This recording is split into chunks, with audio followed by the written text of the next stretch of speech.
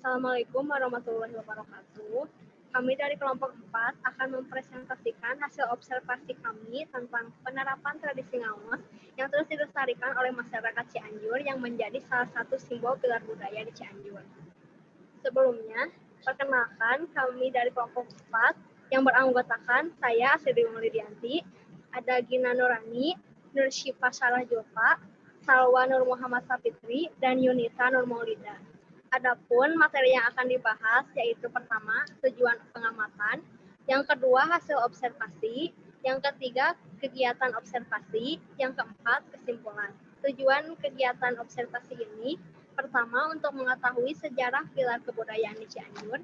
Yang kedua, untuk mengetahui makna filosofi salah satu pilar kebudayaan Cianjur, yaitu ngaos. Yang terakhir, untuk mengetahui apakah tradisi mengaji masih diterapkan. Langsung saja ke materi yang pertama, yaitu pilar Cianjur. Masyarakat Cianjur memiliki 7 gerakan kebudayaan atau sering dikenal dengan nama 7 pilar budaya, yang menjadi salah satu ciri khas masyarakat Cianjur. Karena mengandung makna dalam aspek kehidupan, yaitu meliputi olah rasa, olah jiwa, juga olahraga. Ketujuh pilar budaya tersebut adalah ngaos yang artinya mengaji, mamaos yang artinya menyanyi, maenpo yang itu silat atau seni bela diri, yang keempat ada tatangen atau bercocok tanam, yang kelima ada tanginas atau giat aktif, yang keenam ada someah ramah baik hati, dan yang terakhir ada sauyunan atau bergotong royong. Cianjur dikenal dengan sebutan kota santri karena terdapat banyak pondok-pondok pesantren yang tumbuh dan berkembang di Cianjur. Ngaos atau dalam bahasa Indonesia diartikan mengaji merupakan salah satu pilar kebudayaan Cianjur yang telah ada sejak dulu dan salah satu tradisi yang sangat melekat dalam diri masyarakat. Ngaos itu sendiri adalah tradisi yang mewarisi suasana dan nuansa Cianjur dengan masyarakat yang lekat dengan keberagamaan.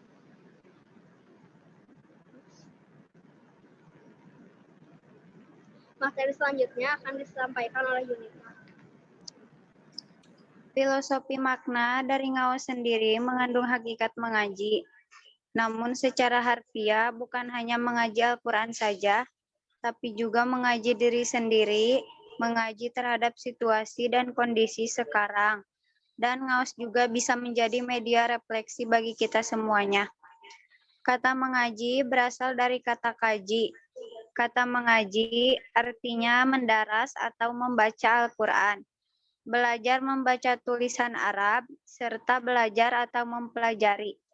Sementara mengkaji artinya belajar, mempelajari, memeriksa, menyelidiki, memikirkan atau mempertimbangkan, menguji, menelaah. Adapun kata pengajian artinya pengajaran dan pembacaan Al-Quran. Sedangkan kata pengkajian artinya proses, cara, perbuatan mengkaji, penyelidikan, dan penelaahan. Jika kata mengaji dan pengajian sebagaimana akar bahasa kaji dan dalam pengertian di atas, maka mengaji maupun pengajian dapat berarti khusus, yakni membaca atau mendaras Al-Quran. Tetapi juga dapat berarti umum, yakni mempelajari sesuatu atau pelajaran tentang sesuatu termasuk pelajaran agama.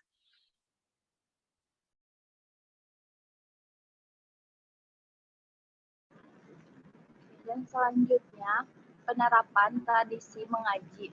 Adapun penerapan tradisi mengaji yang dapat banyak kita temui di berbagai daerah-daerah di Cianjur, seperti pengajian ibu-ibu, rutinan bapak-bapak di madrasah ataupun di masjid, pertemuan kajian Islam, kegiatan rutinan kepesantrenan yang dilakukan oleh para santri maupun santriat, dan lain halnya. Baik, pembahasan yang selanjutnya yaitu mengenai kegiatan observasi. Nah, kegiatan observasi yang kami lakukan terletak atau berletak di Cipanas, di salah satu pondok pesantren di sana, yang lebih tepatnya di Kampung Babakan Cisarua, yaitu Pondok Pesantren Khairusalam Asyatibi. Untuk waktunya dari pukul 10 sampai pukul 11 waktu Indonesia Barat. yang kami lakukan di sana bukan hanya observasi, namun kami juga melaksanakan observasi wawancara. Yang kedua, mengenai hasil observasi. Setelah kami mengobservasi pondok pesantren di Khairul Salam Asyatibi, kami mendapatkan hasil observasi sebagai berikut. Yang pertama mengenai sejarah pesantren, dan yang kedua mengenai kegiatan kepesantrenan. Yang pertama ada sejarah pesantren. Nah, kata pesantren sendiri identik dengan santri. Dalam bentuk luas, pesantren juga memiliki jenis-jenis tersendiri. Yang pertama ada pesantren salaf, dan yang kedua ada pesantren khalaf. Yang dimaksud dengan pesantren salaf adalah pesantren yang tradisional, yang masih mempertahankan sistem pengajaran secara tradisional dengan memberikan materi pengajaran kitab klasik yang disebut kitab kuning. Di samping itu, model-model pengajaran yang juga bersifat non-klasik, yaitu seperti sistem pengajaran seperti Sorogan dan Bandungan. Yang kedua, jenis pesantren khalaf, yaitu pesantren yang berbasis modern. Di dalamnya memiliki sistematis yang ada sekolahnya seperti di sekolah-sekolah zaman sekarang, yaitu adanya teknologi dan bersifat yang lainnya.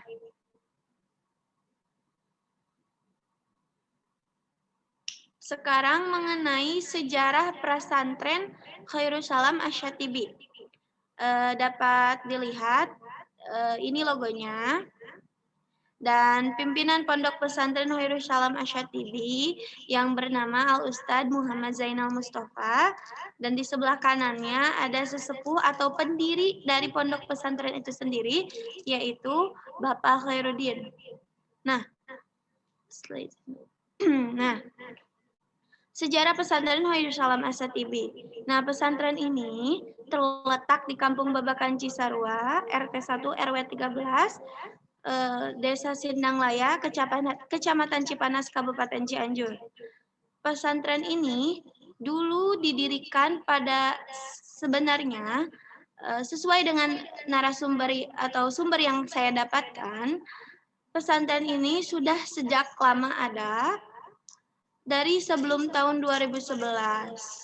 Namun pertama didirikan secara nyata atau ada pimpinan pondok pesantrennya itu sekitar tahun 2011. Nah, pesantren ini didirikan oleh anggota keluarga atau ini pesantren yang bersifat kekeluargaan, bukan secara yayasan atau hal lainnya, atau ada orang yang menginvest uang atau bukan, ini secara pure pesantren yang berlandaskan kekeluargaan dari keluarga Bapak Khairuddin. Nah, dari semenjak tahun 2011, yang hanya awalnya pesantren ini hanya ada satu ruangan untuk mengaji, dan belum adanya tempat-tempat untuk santri maupun santriwati bisa ngobong. Bahasa lainnya itu pesantren. Ngobong itu artinya seseorang yang hidup di dunia pesantren, yang disebut santri ataupun santriat. Nah, pada waktu 2011 itu belum ada fasilitas seperti itu. Namun alhamdulillah, katanya setiap tahunnya karena adanya ikhtiar dari pimpinan pondok pesantren dan juga sesepuh, juga adanya para fasilitator untuk melancarkan pembangunan pondok pesantren ini, sehingga sekarang alhamdulillah pondok pesantren ini sudah memiliki beberapa fasilitas. Di antaranya seperti kobong itu sendiri atau ruang untuk tidur para santriwati. Di sana juga ada terbagi dua, ada kobong perempuan, ada kobong laki-laki, dan juga ada fasilitas WC, ada fasilitas dapur, dan juga ada fasilitas untuk mengaji para santriwati dan santriat. Nah, juga ada fasilitas yang terbaru yang baru selesai sekitar bulan April ini, yaitu langgar. Mereka menyebut langgar, namun secara generalnya kita mengetahui dengan arti musola. Namun di sana khusus untuk para santri. Para santriat melakukan ibadah atau sholat berjamaah dilakukan di kobongnya masing-masing. Nah, pada saat ini, April 2021, pesantren ini sudah memiliki 180 santri yang ngobong maupun ngalong. Arti ini adalah, maksud dari kata dua ini adalah, kalau ngobong itu adalah orang yang menetap di pesantren tersebut. Nah, kalau ngalong itu artinya orang yang hanya mengaji saja namun tidak tinggal di pesantren tersebut. Mungkin cukup sekian sejarah dari pesantren Darussalam Asy-Syatibi.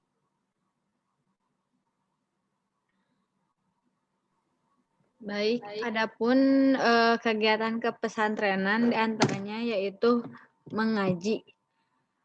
Cakupan dari mengaji yaitu terdapat mengkaji Al-Quran plus tajwid dan mahrohijul hurufnya, mengkaji kitab kuning artinya kita mengaji akhlak kita sendiri seperti kitab Akhlakul Banin, kitab Tauhid, Tijan, Ad-Darur, Nahu, Sorob, dan lainnya.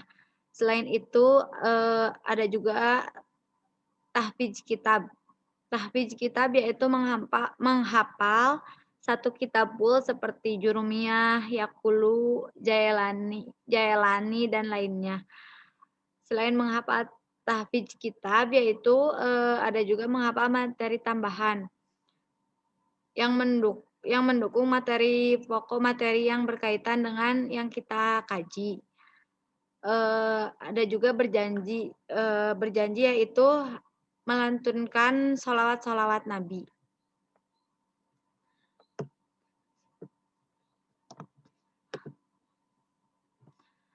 Selain itu ada muhadoroh. Muhadoroh yaitu acara untuk melatih keberanian santri berada di depan umum dengan menampilkan diantaranya dakwah, membaca Quran, sari tilawah, dan lain halnya. Lalu ada kegiatan kebersihan, memasak, dan terdapat kegiatan tambahan lainnya seperti kaligrafi maupun mutora'ah. Di pesantren ini selain santri, ibu-ibu dan bapak-bapak setempat juga mempunyai kegiatan rutinan, yaitu kegiatan mengaji yang dilakukan seminggu 1 atau 2 kali. Baik, mungkin cukup sekian. Selanjutnya akan ditutup oleh Gina. Selanjutnya kesimpulan. Pilar budaya Cianjur telah ada sekitar tahun 1677. Pada awalnya di Cianjur hanya 3 pilar budaya saja, yaitu Ngaos, Mamaos, Menpo. Kemudian pada tahun 2017, masa pemerintah Bupati Irfan Rifano berinisiatif penambahan 4 pilar budaya yang menurutnya relevan dengan keadaan masyarakat Cianjur. Penambahan 4 pilar itu diantaranya Tanginas, Tatanen, Someah, dan Sauyunan, dan terciptalah 7 pilar budaya di Cianjur. Cianjur dikenal dengan sebutan kota santri karena terdapat banyak pondok-pondok pesantren yang tumbuh dan berkembang di Cianjur. Ngaos atau dalam bahasa Indonesia disebut atau diartikan mengaji merupakan salah satu pilar budaya Cianjur yang telah ada sejak dulu dan salah satu tradisi yang sangat melekat dalam diri masyarakat Cianjur. Filosofi makna dari Ngaos sendiri mengandung hakikat mengaji. Namun secara harfiah bukan hanya mengaji Al-Quran saja, tapi juga mengaji diri sendiri, mengaji terhadap situasi dan kondisi sekarang. Dan Ngaos juga bisa menjadi media refleksi bagi kita semuanya. Adapun penerapan tradisi mengaji yang dapat banyak kita temui di berbagai daerah-daerah di Cianjur seperti pengajian ibu-ibu, rutinan bapak-bapak di madrasah ataupun di masjid, pertemuan kajian Islam, dan juga kegiatan rutinan pesantrenan yang dilakukan oleh para santri maupun santriat dan lain halnya.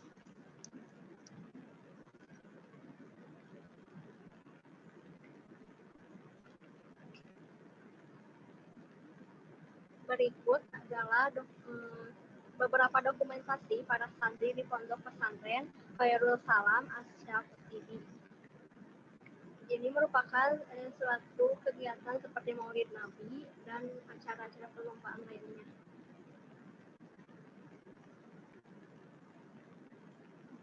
Baik, mungkin cukup sekian dari kelompok kami.